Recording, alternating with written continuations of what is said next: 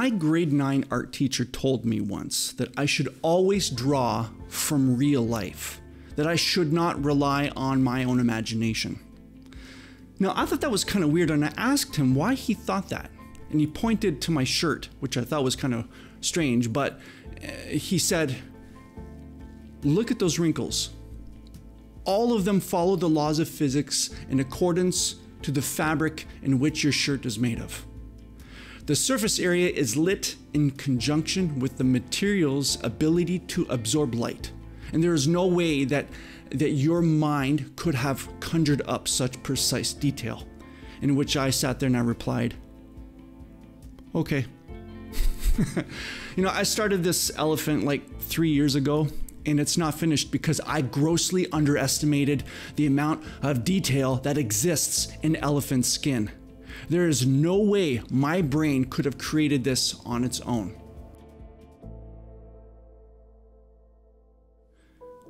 You truly appreciate the detail that exists in life when you're forced to recognize it.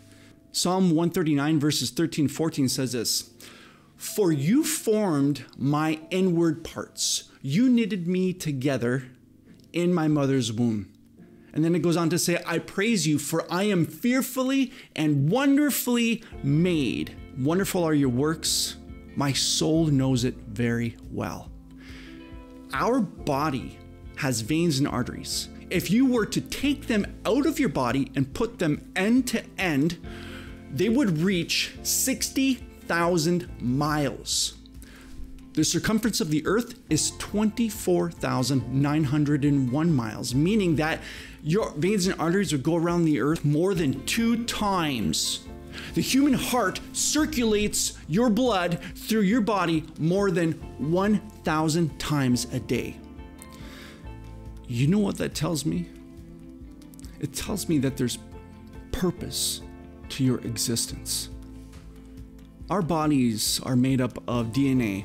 Your DNA is your genetic blueprint. Now, if you unwound and linked them together, the strands of DNA in each of your cells would reach about 6 feet long. I'm 6'3", so it's about as long as my body.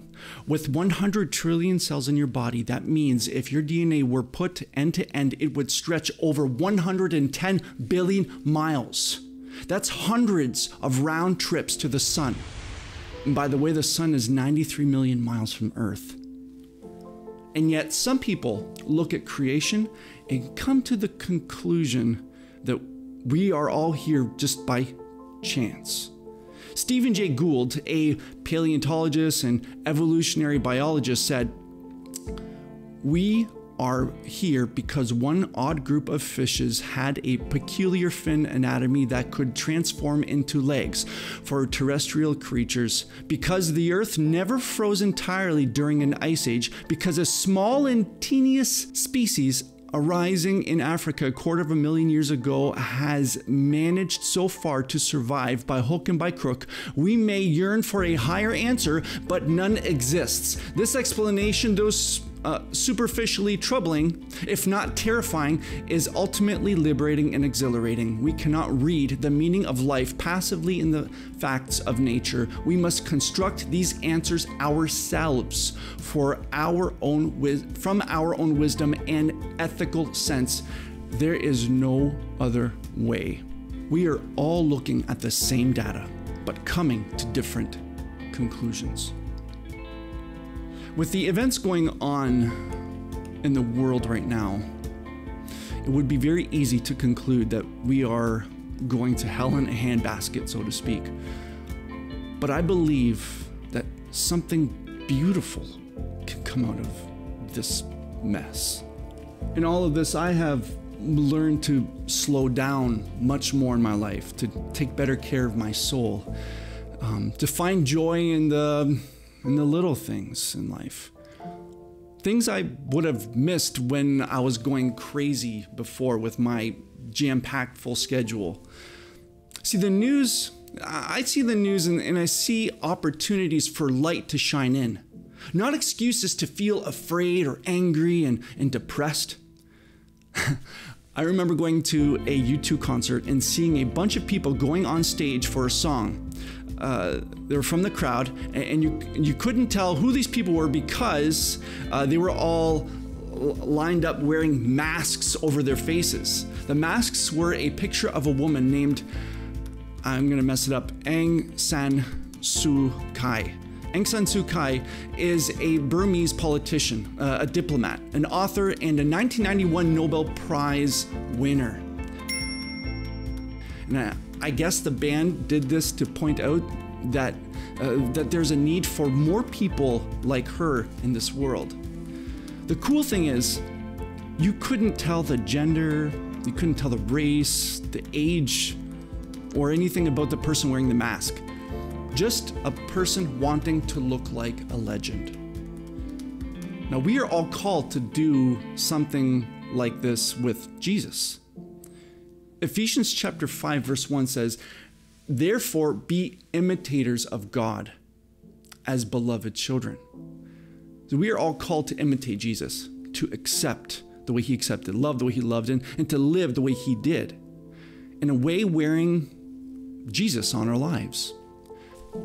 Now, what I see often posted on Facebook and other social media platforms by supposed followers of Jesus often leave me scratching my head. So many people are becoming obsessed with world events. Whether it's pandemics or politics or injustices. Now, all these are all important things. But at what point are we crossing lines?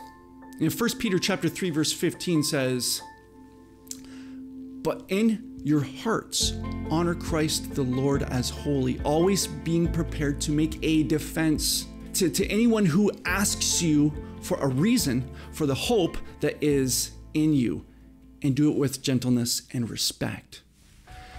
If we are people filled with hope, are we demonstrating that hope in everything that we say and everything that we post?